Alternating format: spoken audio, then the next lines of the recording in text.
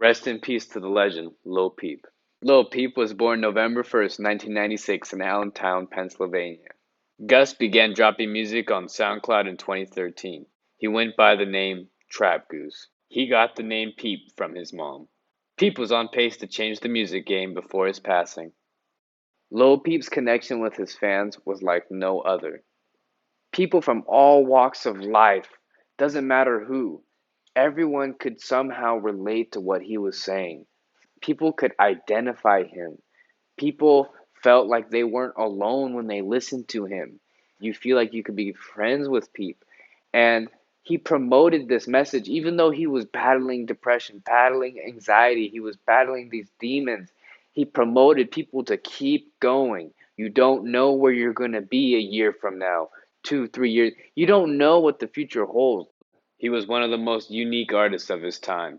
Whether it's the tattoos, the clothes, the music, the hairstyle, etc., etc., Lil Peep's style was undeniably legendary, undeniably unique, because you couldn't pinpoint Lil Peep's style. He reinvented himself so often. One week he would look like this person, next week he'd be doing this. One week he'd be looking like he just got out of Hot Topic in the mall. The next week he's looking like he's about to do a runway fashion show in Milan. That's what was so amazing about him is he didn't care what other people thought. He was a true artist. He rocked to the beat of his own drum, and that's what made him an icon. His unique style blended emo, punk, rock with hip hop trap music.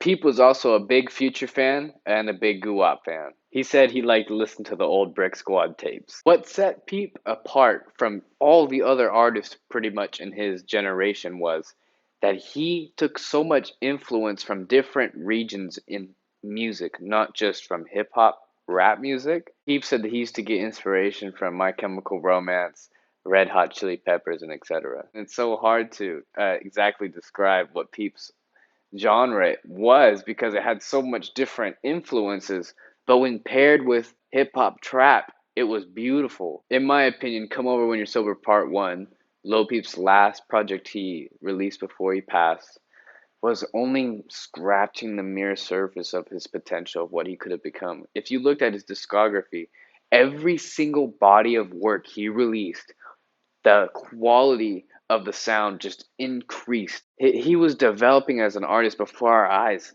You know, he was so young. And this is what makes it so tragic, is because we can only speculate on what could have happened. On November 15, 2017, Pete passed away on his tour bus from an accidental overdose. He was only 21.